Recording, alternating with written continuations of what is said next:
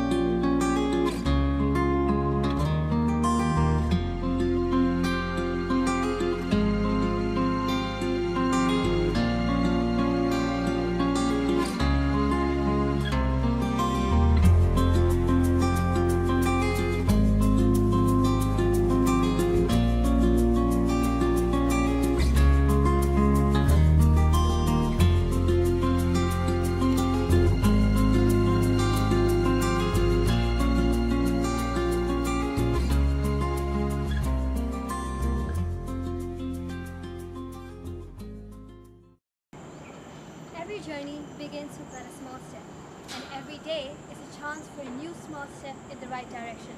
Just follow your heart sounds. This wonderful poem was written by Matty Stepanek when he was just 6 years old. Matty Stepanek is an American and an unsung peace hero who has written 6 books of poetry, a book of essays, and has even been featured on Oprah for his incredible work. Matty Stepanek, however, passed away at the age of 14. His poetry has touched millions of lives around the world, and even today, he continues to tug at our heartstrings.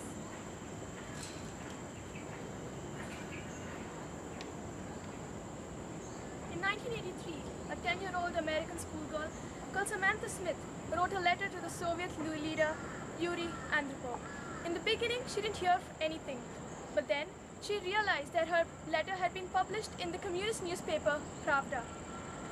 In 1983, she flew to Moscow at the expense of the Soviet Union, and after that, there was no turning back.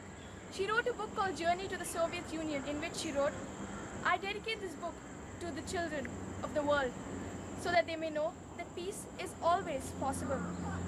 Unfortunately, she passed away in a plane crash in 1985. Even though this may have happened, she still lives on in our hearts and in our minds. Now it's time to post our letter.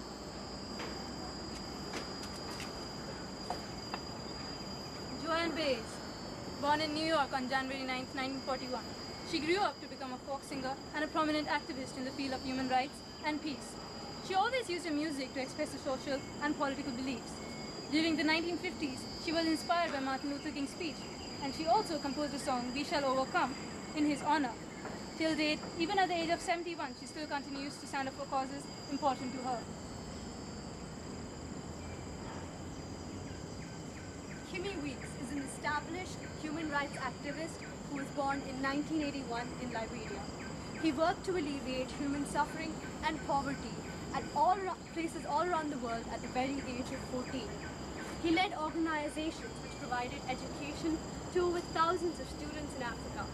He lobbied the disarmament of over 200,000 child soldiers and provided them health and recreational facilities.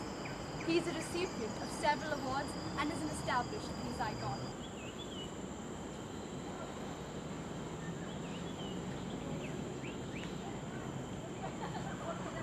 Alfred Sagba-Sabatka, another one of our unsung peace heroes. He grew up as an orphan and was only 23 when he decided to devote his life to the people's Kenya and towards peace. He was one of the victims of the post-war election crisis, and he decided to help others during this crisis. He joined many organizations like the Eastleigh Youth Network and composed many plays, songs and verses Today, he inspires us, the youth.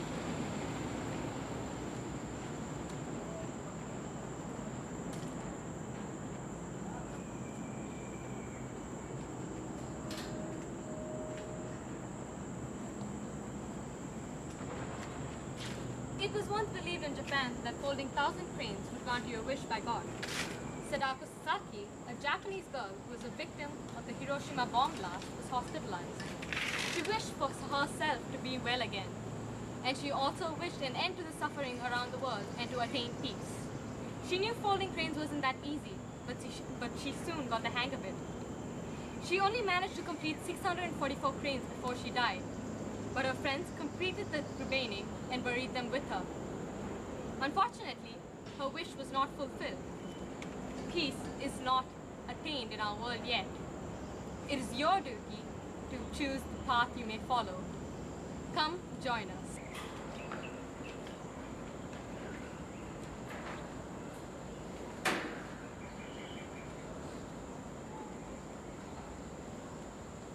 This is our cry. This is our prayer. Peace in the world.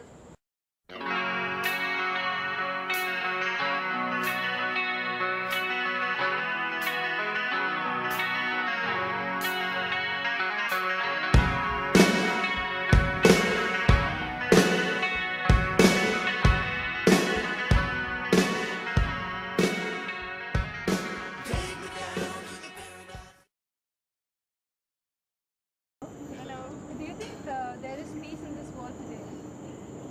Not enough, Not enough. Then why not?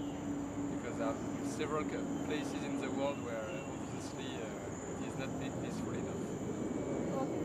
So any idea which you can give us to promote peace? By education, I think. The more you give education to the kids everywhere, and the more they learn what's good or not.